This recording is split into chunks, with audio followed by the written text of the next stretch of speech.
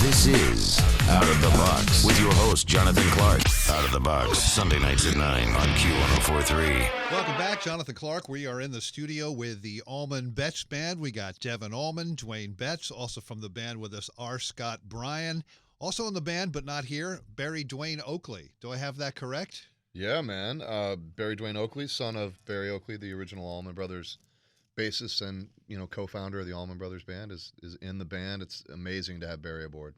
And you guys have a new album. It's coming out soon. They're playing Brooklyn Bowl tomorrow night, March 27th. Make sure you get the fried chicken there, by the way. It's phenomenal. It's fantastic. You know that already. Also, Yes, Hopewell Theater in Jersey, March 31st, and the Paramount in Huntington, April 4th, and the beautiful St. George Theater in Staten Island, April 6th. All the tour dates, allmanbettsband.com. Is the new album self-titled? Is it Allman Betts Band? No, it's actually titled after a pretty deep kind of R&B cut on the record called Down to the River. Oh, okay. Yeah. And when does this come out? This comes out at the end of June. At the end of June? Yep. Okay. You have June been on 28th. June 28th, the new album comes out. Devon, you've been on this show before, but take us back to 2017. I believe you had organized a tribute concert for your late father, Greg, at the legendary Fillmore West. They call it the Fillmore now. It's not the Fillmore West, is it? It's actually two different places, actually. Oh, it is? Yeah, the Fillmore West is a whole separate building than the Fillmore. Right. Bill Graham did shows at the Fillmore West. And pull that mic up, bro. Yeah, sorry about that. So the Fillmore West and the Fillmore were actually two different buildings, and there were two different promotional bodies that were doing shows at the different places, and it gets a little confusing. Yeah, we did a show there for my dad, and it was really kind of a love-in to get everybody together and celebrate his life and his music, and it became a thing. So now it's an annual thing. Now it's going to come to the East Coast this year. The Allman Family Revival has just kind of become our celebration of him, and his music and all the artists that he's inspired. Our good friends, Robert Randolph and Cody and Luther Dickinson, Samantha Robert Fish, Randolph, that maniac. Yeah, man, of course. I'm sure. He's the best. Jersey boy. But that's kind of what kicked off our whole thing together. Yeah, and tell me about that night, that first one though. Yeah, that was crazy, man. It was a 4-hour show. Just a lot of great guests: Jimmy Hall, G Love. Alex Orbison. This year we had Marcus King. He shreds. Yeah, great. it's awesome. it's getting bigger every year, and it's really about celebrating their music. And when you bring somebody on like Robert Randolph, you want to play a song he's known for, but then you want to hear him do an Allman Brothers song. Yeah. And then when you get Samantha Fish up there, you want to hear one of hers that she's known for, but you want her to sing and get these different takes and these different flavors on classic music, that we all love from the Allman Brothers and my dad's solo career. It's just been a big love in. It's been a great thing. But, the beauty of it was not only celebrating him, but it was launching our professional relationship after having a 30-year personal and musical relationship. We thought it was time to go hit the road together and play some music together. And the great thing about that was that, we kind of hoped we could write some songs and maybe do something, but it had to be organic. It can't just be because that's a good idea. Yeah. Anything can look good on paper. We had to have organic chemistry, real chemistry, and I told Duane and he agreed. It's like, if we sit down and try and write some songs and we don't have it, no harm, no foul. Right. We got careers, we got things to go and do. There happened to be a lot of chemistry, and it was completely organic and it was completely real. And we wrote a whole record. We went down to Muscle Shoals. Walked in there with all those ghosts dancing around in there. Man. We recorded to 2-inch tape. We got one of the hottest producers in Americana right now, Matt Ross Spang, who's worked with Margot Price, Jason Isbell, the list goes on. He's doing the latest Elvis release. He's in charge of the whole thing. Wow. He's just a ninja when it comes to production and engineering. And man, we're really proud of it. Down to the River comes out June 28th, and we're really stoked. Well, I've listened to it, and it's fantastic. Duane, you played with Dawes. I did, yeah. Yeah, I love Dawes. Yeah, they're really, really good friends of mine, and I've known them for a long time, and they're all great musicians, obviously, and I learned a lot from playing with them. And Great songwriters. Yeah, I did about 1.5 years with them as a touring member of the band. Right, yeah. And great band. And you also played with your dad's band I played with my dad's band for many years. He doesn't do quite the volume of shows that we're doing or that Dawes did. But it was, obviously a great honor. Yeah, yeah. Always an honor to share the stage with my How is he dad. doing? How's the health and everything? He's well. He's very well. Yeah, he's recovering, and he's.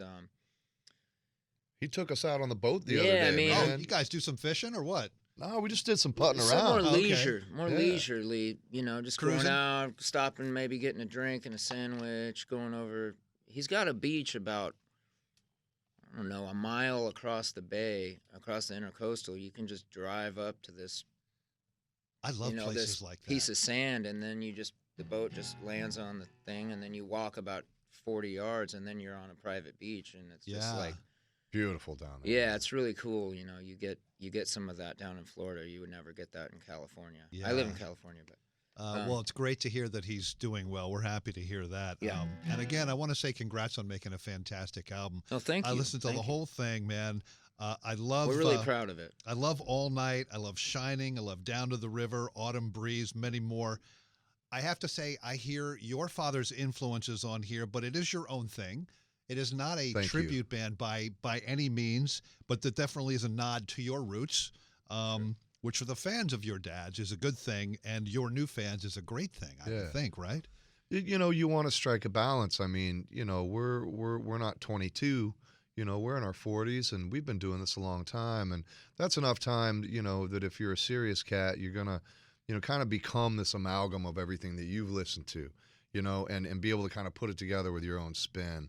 And obviously, we come from where we come from, but we're also very large students of music itself as well. So to strike that balance and have something that's kind of harkens back to, something classic that your ears are a little bit familiar with, but with our own style is, we're very lucky that we've achieved that balance. Yeah, we got on the same page really quickly, just kind of throwing the vibe around and where we wanted to go with it, and we kind of agreed on a kind of a blueprint, and I think and that's then the here we are. smartest thing we did. Yeah. Is we probably spent 2 or 3 weeks just talking. Like if some cats were going to make a movie, they would sit around and they would hash out how, where they're, where they would mesh on their idea of how that movie's going to look and how it's going to be perceived and what it needs to look like, and we talked about what does this need to sound like and what kind of vibes do we want out there, and the blueprint he was talking about is we were like The Last Waltz by the band. Oh, yeah. Sticky Fingers and Layla. Not that the songs need to sound like this, but we want that experience. We want that sonic experience. And man, you put this record on it, that 2-inch recording with the old gear, the record sounds like 1976. It's cracked wide open. Well, I would think that you two guys, I mean, given your history together and even separately with your separate families, but musically, I would think that you guys would click almost immediately. Yeah, into you a would. Studio and But plugging that in. doesn't always happen, No. man. That's why I was saying, like, that's why it was a no pressure situation. I mean, for 20 years, fans of the Allman Brothers have been like, they need to get Duane and Devon, and we've been hearing this our whole lives. Yeah. But you don't do it because of that. You do it because there's a legit, natural, organic chemistry. Right. If I would have sat down with Duane, and he knows this, I'm looking at him right now, and we couldn't have wrote a song together, we wouldn't be sitting here. Right. We wouldn't have a record. We wouldn't have a band. But it would have been okay. Yeah, yeah. We didn't have to do this. You know what I mean? I gotta man, say, it worked in spades. I gotta say, it's just really cool being in the same room with you guys. I mean, I've interviewed your dad before. I've never interviewed your dad, but it's got to be. Do people kind of freak out like at shows and stuff to see you guys together playing? We were at one of the first festivals, and I think it was one of the first things we did was Peach Fest a couple years back, before we announced the tour, and then certainly way before we announced Allman Betts Band. But we were on the side of the stage talking, and these cameras started popping out, and it hit me, and I told Duane, I said, I think for the fans, there's something really special when they see us together. It's like seeing people trip out. They do. I was going to say, I mean, it's wild. There's different levels. People appreciate, what the music means a lot to them, and the music means a lot to us. Do, but we enjoy playing the music. It's some of the greatest music out in the world, as far as I'm concerned. But so we like to go out and play a few things of our father's. Right. But, we have a record, like you said. I mean, we have our own product. So. Product. Don't call it product. It's music. So tell me about this album. Did the music and the lyrics come together pretty quickly when you guys sat down and made that decision to go ahead and do this? The music decided for us for sure. And then I think it came pretty quick. I think we hired this cat that was a really good friend of Duane's, Stahl Vaughn. He'd done some work with John Mellencamp, and we flew him out on tour, and he became our organizer and our mediator and our cheerleader. And if somebody had a hot hand, he'd kind of champion the process. And I think we wrote the record over the summer, and it was done. Wow. So indulge my inner geek here. You had mentioned this before we started the interview. The guitars that you are playing right now, you mentioned them, but tell me about these two guitars right here. These two guitars, the one I'm playing is an Everly Brothers Gibson acoustic. This was my father's. He left me all his guitars. But you said it was weird that after he passed away and you were reading, like the will. Yeah, he had all these guitars, and you thought, he's going to have a Hammond B3, a Fender Rhodes, or something, Well, got a lot of that too, but the thing about I think my dad was a keyboard player, and secondarily, he played some guitar, so I figured he had maybe about 10 guitars, and he had about 43. So I had to get a bigger house. Thank you, Dad. And he has some real peaches in the collection. This is an Everly Brothers. Duane's playing a J200 that he used a lot. It was funny because, and there's the J200 there. It was funny because his number one acoustic was this Johnny Cash Martin. Mm-hmm.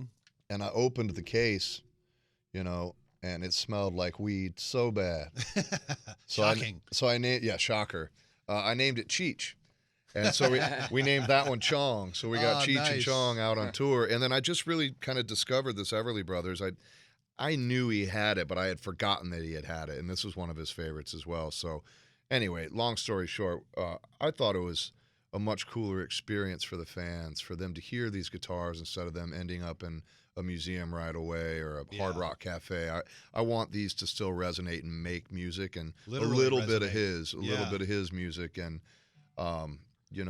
it's important to me. Duane, I saw a picture of you with a gold top Les Paul. Yeah, that's my main guitar.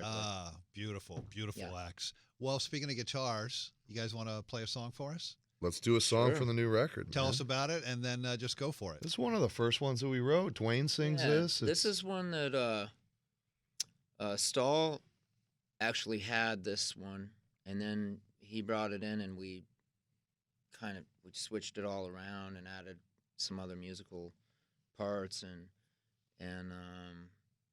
we wrote this one together, Stahl and myself. What's the name of this one?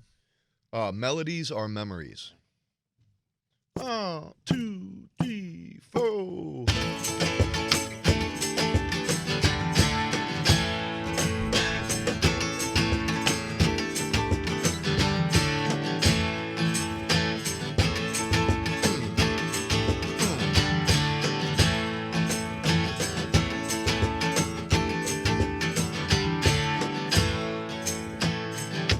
Juliet, she is a songbird. She got rhythm, she got soul. You found her down in the deep south, along the Gulf of Mexico. We're out here on that highway, got that ringing in our ears. Oh, these melodies are memories, and that's why I'm standing here. Oh, yeah. Oh.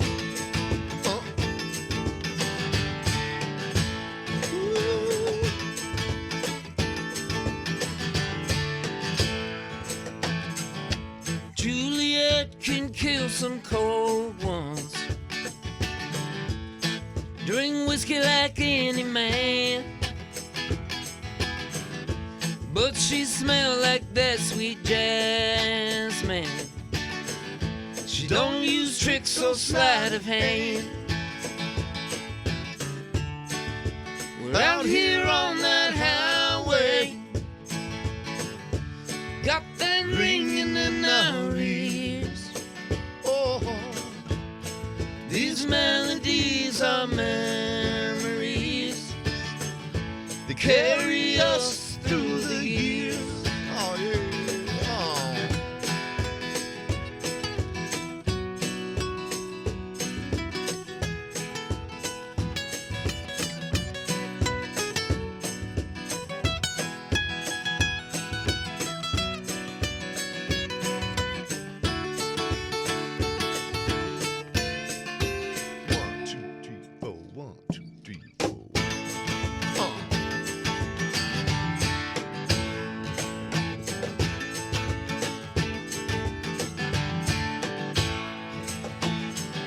I don't remember years by numbers.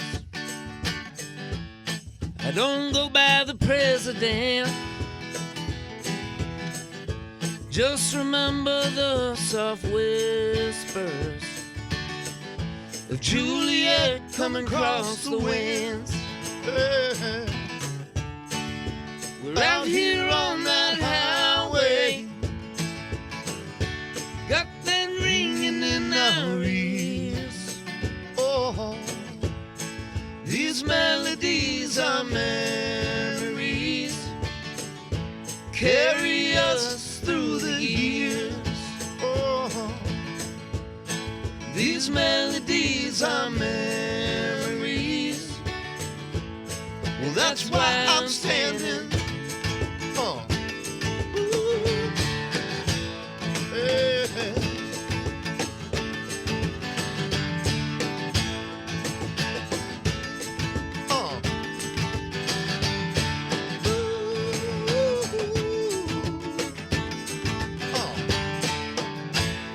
There they are.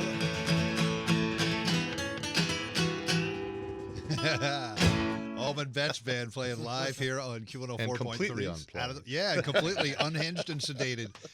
Devon Allman, Duane Betts, also from the band, R. Scott Bryan. So for the live show, you now have an album worth of new songs. Yes. So what else is in the set? What can fans expect to hear? Well, you know, a good magician doesn't give away all his tricks.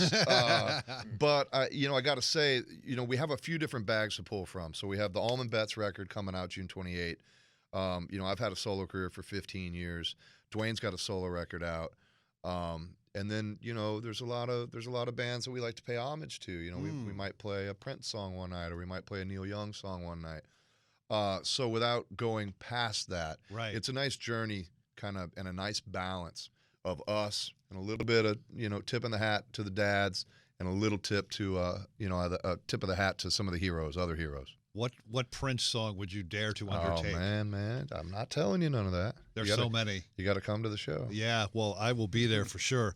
Guys, thanks so much for coming in. And you're a gentleman. Thank you, John. Thank you so much for having us. Yeah, congrats on making such a great album. Everyone can go out and you can pre-order the new album right I think within a few weeks the pre-orders will be up. But yeah, Allman Betts Band, just put it on your radar, and the website's already up. It's a good place to start. Just save that to your browser, allmanbettsband.com. allmanbettsband.com. Get all the info there. Guys, thank you so much. Thank you, brother.